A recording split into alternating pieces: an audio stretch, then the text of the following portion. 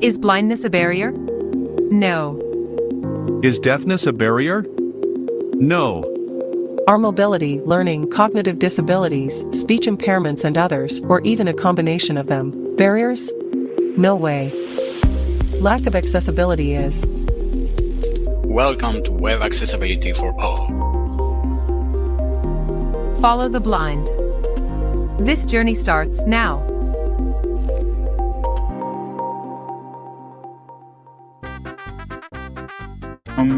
Who here actually uses YouTube chat? Now let me ask you something.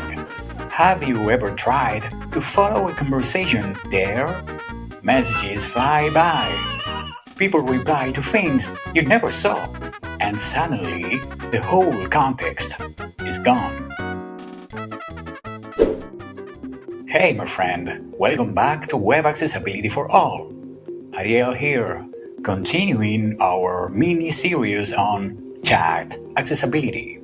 In the first episode, we explored why chat interfaces are hard to make accessible, real-time updates, fast message streams, and the difficulty of keeping track of the conversation. So today, we shift the conversation to possibilities. If real-time messaging is going to stay, and it clearly will, then we need to think about how to make it manageable, navigable, and flexible for everyone. Why live chat interfaces are hard to follow. Many sighted users tell me it's hard to track who wrote a message when someone mentions it. The chat moves so fast that the context disappears in seconds.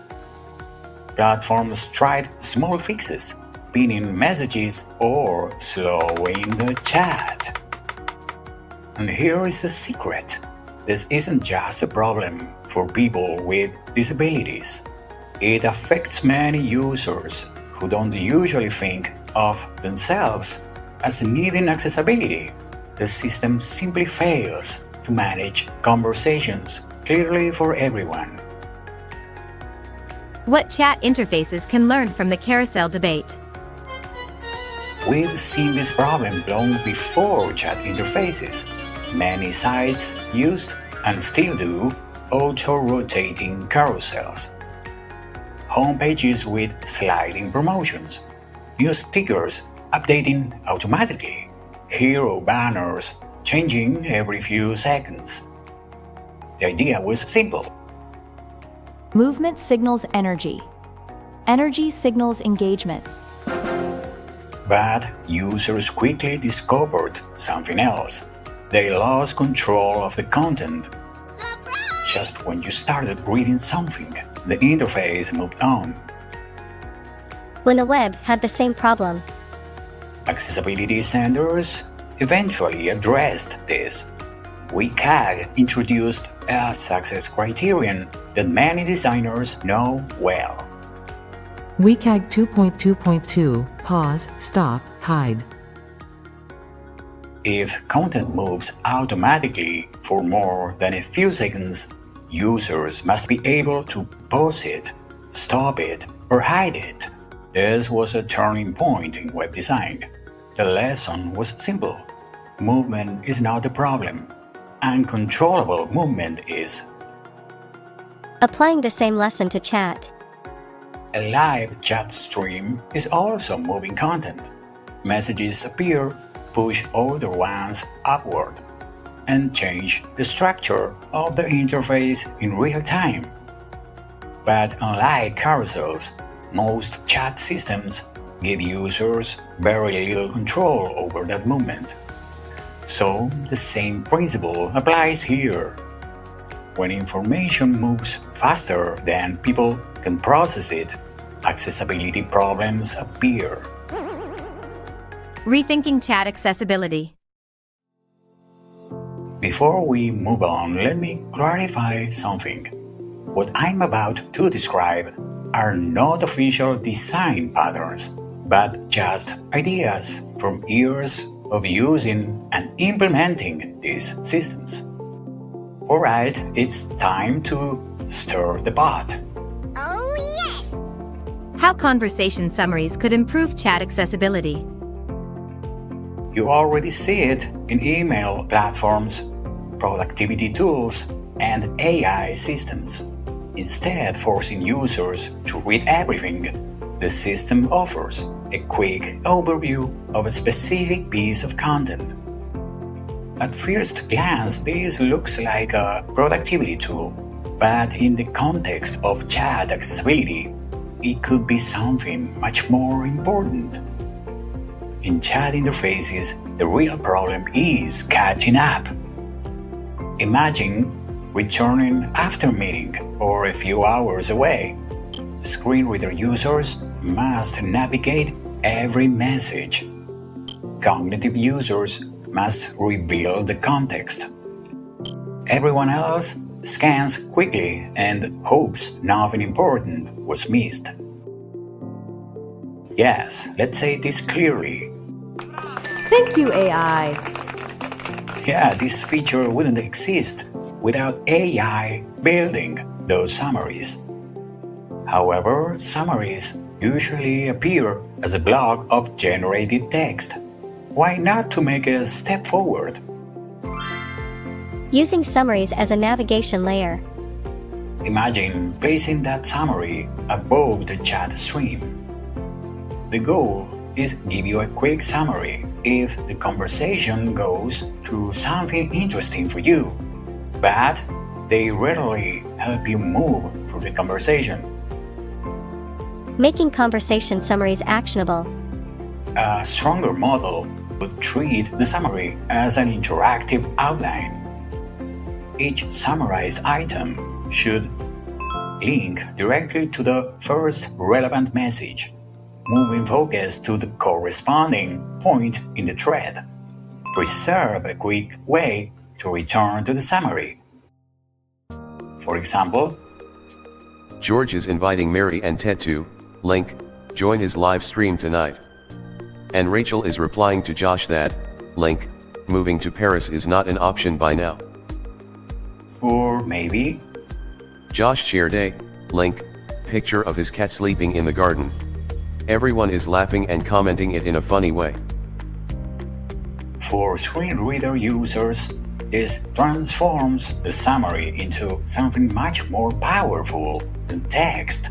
It becomes an index of the conversation. Instead of navigating through dozens of messages sequentially, users can jump directly to the structural moments that matter. Jumping between important moments in a chat. Another improvement would be the ability to move forward and backward through summarized events. Like navigating headings in a document, the user moves through structure, no raw content. Updating the conversation summary on demand. Most summaries are generated automatically in unpredictable moments, but users should also be able to request an updated summary manually. This removes the waiting period and restores control to the user. Why this matters. The chat keeps moving, but summaries create checkpoints in the conversation. Done well, they turn chaotic streams into something closer to a navigable document. For many users, especially those using assistive tech, that map can mean staying engaged instead of giving up. Reducing noise in chat for assistive technologies. Another pattern that rarely gets discussed in chat design is verbosity control. As I described in the first episode of this series, when a screen reader navigates a chat interface, it does not only read the message, it often reads the entire structure around it. Username, timestamp, reactions, receipts, status indicators. All of this information is technically useful, but when you are moving message by message, it becomes navigation noise. This suggests an idea, a mode designed specifically for efficient sequential consumption. Not a different interface, just a different level of verbosity. Reducing screen reader verbosity. In an auto-reading mode, the interface could simplify what assistive technologies announce, instead of John, 10:42 a.m., message, reaction available, reply button, message content. the system could prioritize it. John, the meeting is moved to Friday. Simplifying message structures. Modern chat bubbles often contain many nested elements: reaction buttons, reply actions, message menus, edit controls, contextual toolbars. Visually, this works because users scan the interface, but structurally, it creates dense accessibility trees. Developers could design lighter message containers for assistive technology navigation, one primarily focusable element per message, optional actions grouped under a secondary menu. This reduces the number of focus stops and make sequential navigation significantly faster. Making chat navigation predictable. Keyboard users rely on rhythm in long chat threads. That rhythm often breaks because different message types introduce different interaction patterns. Some messages include threads controls, some include attachments, some expand reactions dynamically. A lightweight accessibility layer could enforce consistent navigation patterns. Arrow keys move message to message. Enter opens actions. Escape returns to the message list. Consistency reduces cognitive load and helps users maintain orientation while navigating dense conversations. Why this matters too. An auto-reading mode would not change how chat works visually. It would simply allow assistive technologies to interact with the interface in a way that prioritizes clarity, speed, and predictability. Why chat interfaces challenge accessibility. People glance, skim, and read several messages at once, but accessibility tools and many users move through interfaces step by step, one element, one message, one interaction at a time. Some ideas in this episode point to the same principle. Users need control over the pace of the interface. Why users must control interface speed. Speed can be useful, but speed without control leaves people out. People understand information better when it has structure. Without structure, users lose their sense of direction. Wrapping up. Let's return to the main idea of this episode. The web is becoming real-time by default. Accessibility has to evolve with it. At its core, accessibility means making sure that when technology moves fast, people are not left behind.